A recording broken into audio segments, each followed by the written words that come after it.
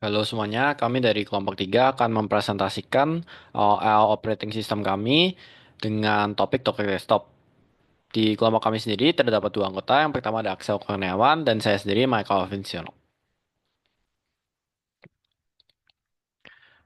Nah, untuk pembagian topik pada presentasi ini sendiri akan dibagi menjadi 6. Yang pertama ada mengenai background, kemudian ada product knowledge, advantage, disadvantage, tutorial, dan yang terakhir ada mengenai referensi yang kami gunakan untuk membuat OL ini. Yang pertama latar belakang atau backgroundnya. Jadi di era digital ini traffic yang berjalan di internet semakin naik seiring berjalannya waktu. Hal ini membuat resource yang digunakan untuk menghosting sebuah website maupun aplikasi semakin meningkat. Nah, dengan cara tradisional yang masih menggunakan satu server saja untuk menangani semua request, terdapat beberapa kelemahan.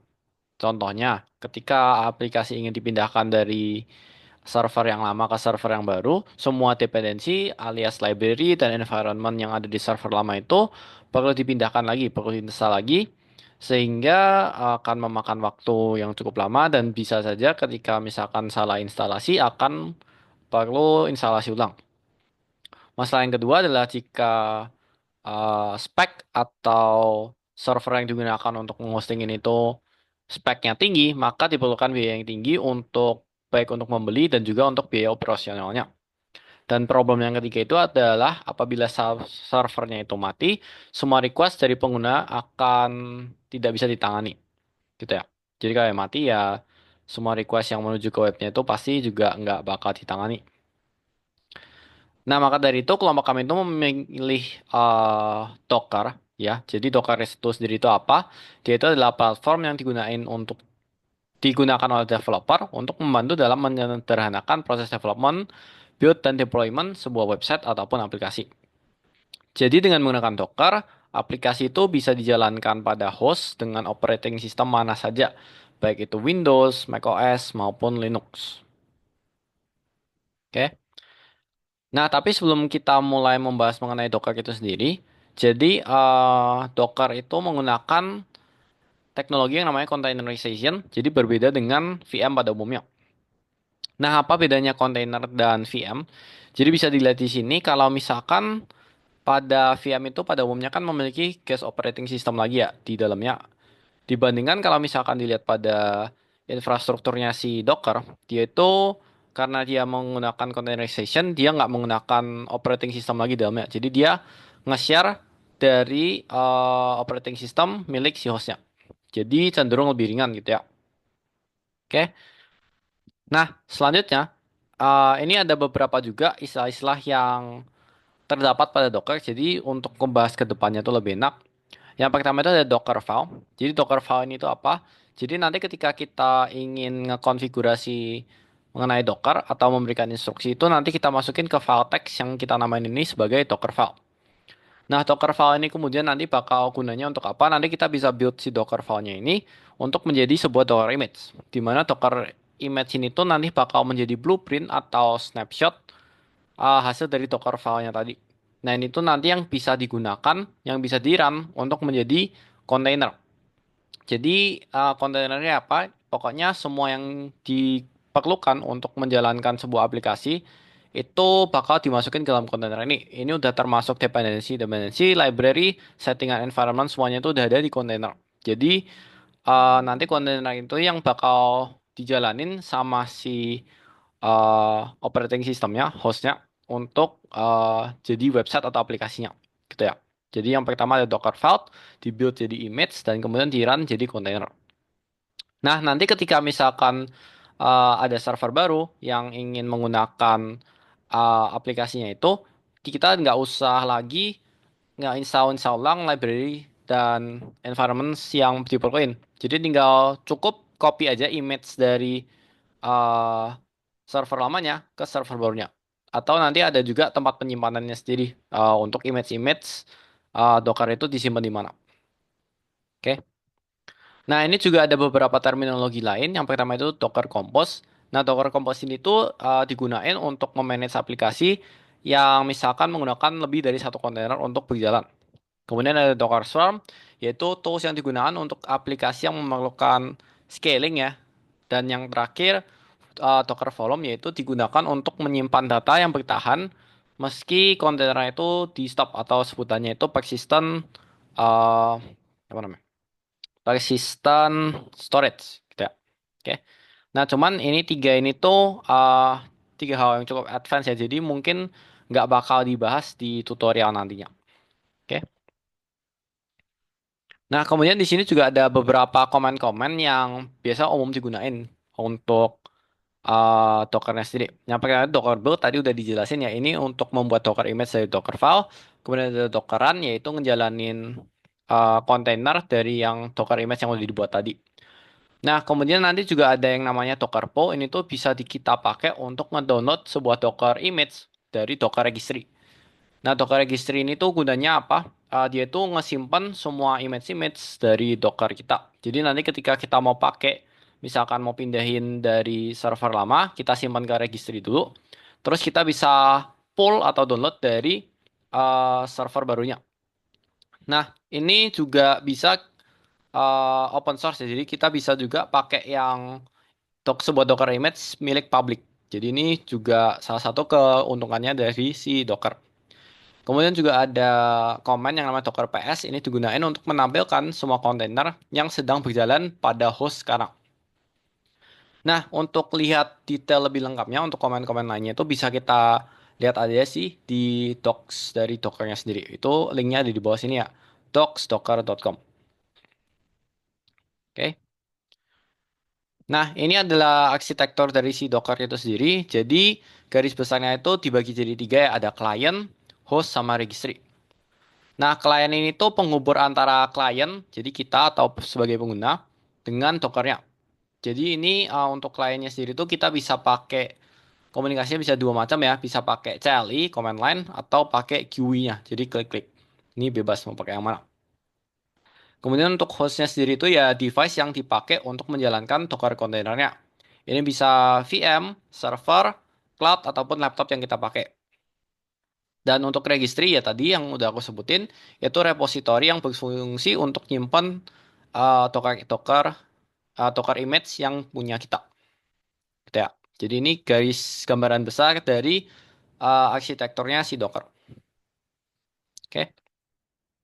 Nah, sekarang di sini ada juga keunggulan-keunggulan dari menggunakan Docker.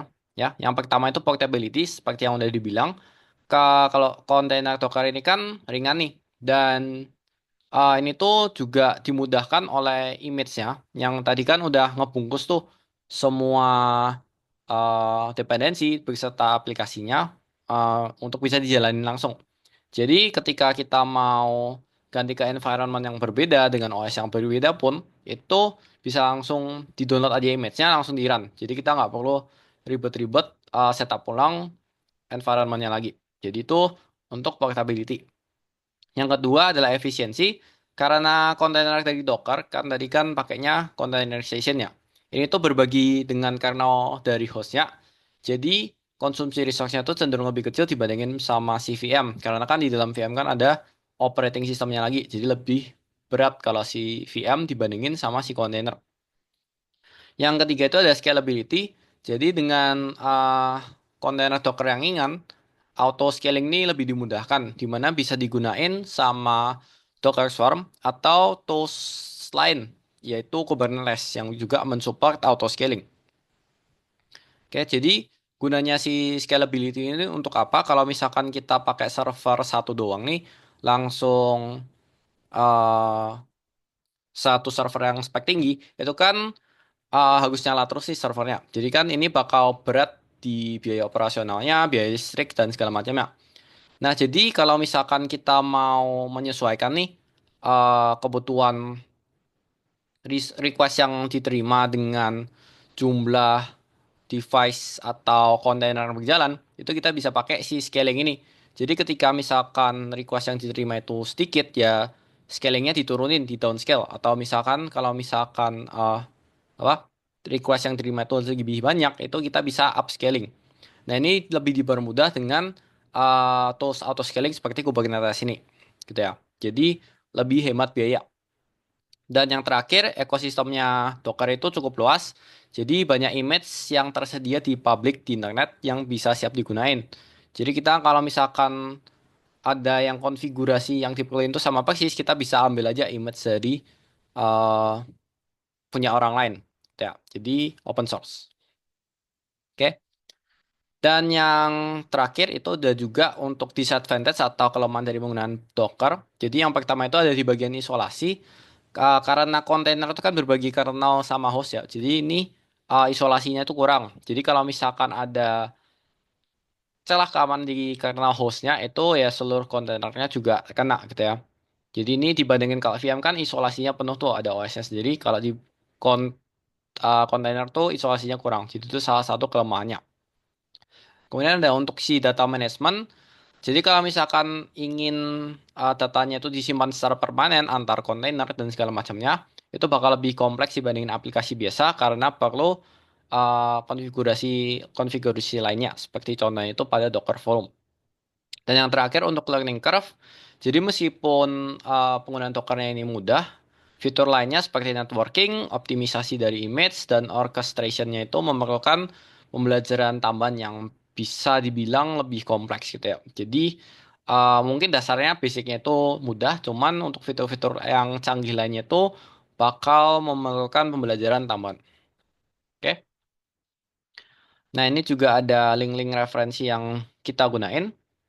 Dan kita bakal lanjut aja untuk tutorial. Oke, sekarang saya akan menjelaskan untuk bagaimana cara menggunakan dari Docker itu sendiri.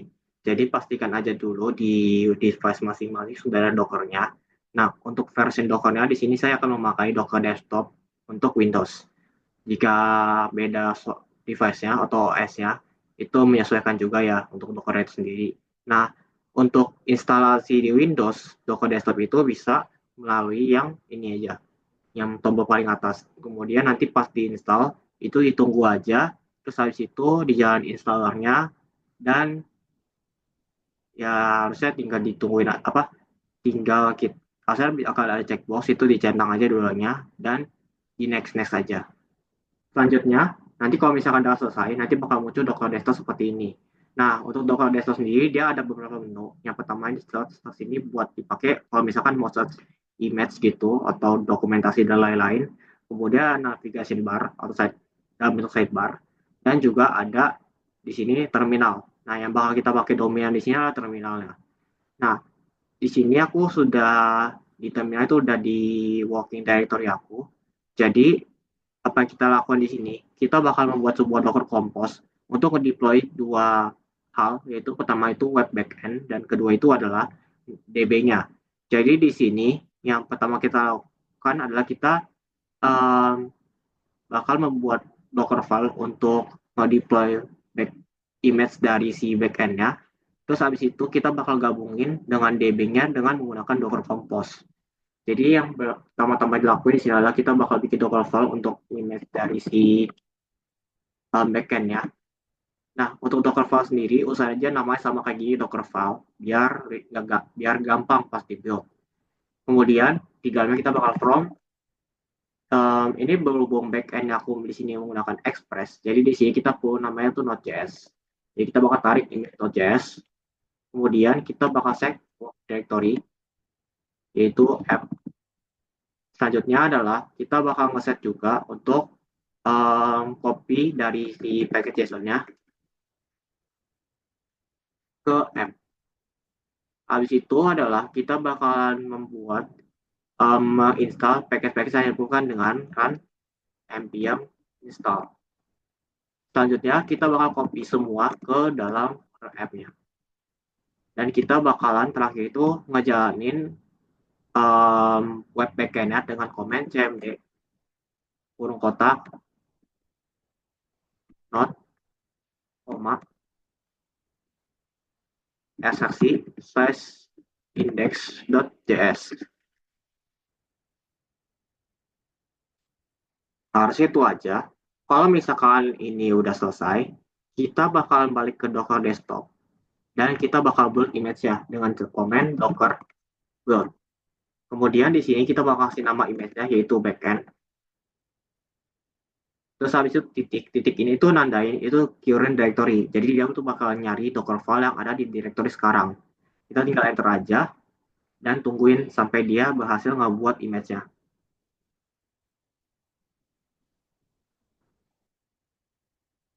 Oke, sekarang dia mestinya udah berhasil kebuat. Kalau misalkan mau lihat bisa di sini di bagian images ini nanti bakal ada image backend namanya di sini.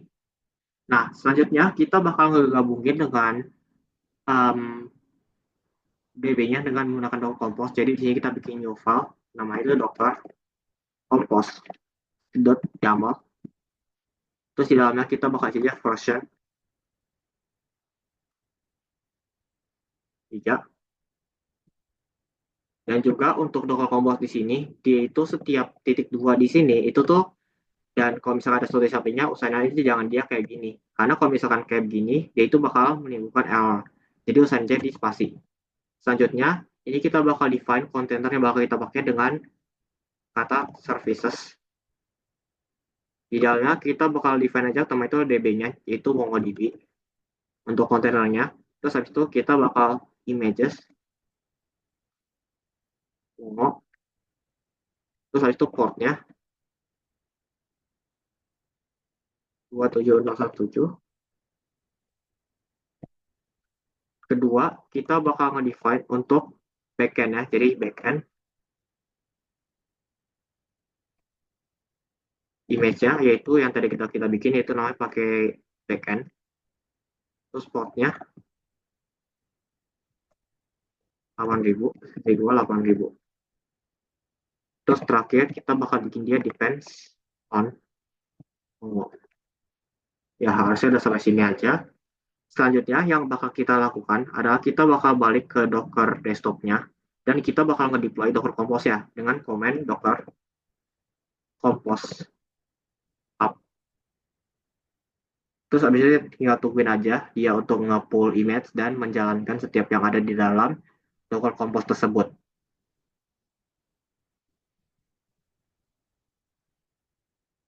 Oke, sekarang dia mestinya ini biarin aja ini hasil log dari MongoDB-nya. Ini mestinya dia itu tuh di kontainer itu udah ada Docker Compose yang tadi udah kita deploy. Jadi di bagian sini gitu. Jadi um, harusnya di sini. Ini kalau misalkan mau lihat lognya, bisa kita klik view terus enter. Nah ini kalau misalkan kita pengen nyoba, ini kita testing dulu aja dikit. Nah nanti dia di sini udah jalan ya dari web backend-nya dan juga dari MongoDB-nya kurang lebih juga sudah jalan juga gitu. Paling untuk tutorial penggunaan Docker dan Docker Compose-nya sekian saja dulu. Terima kasih sudah menonton. Sampai jumpa. Oke. Nah, sekian presentasi dari kelompok 3. Terima kasih.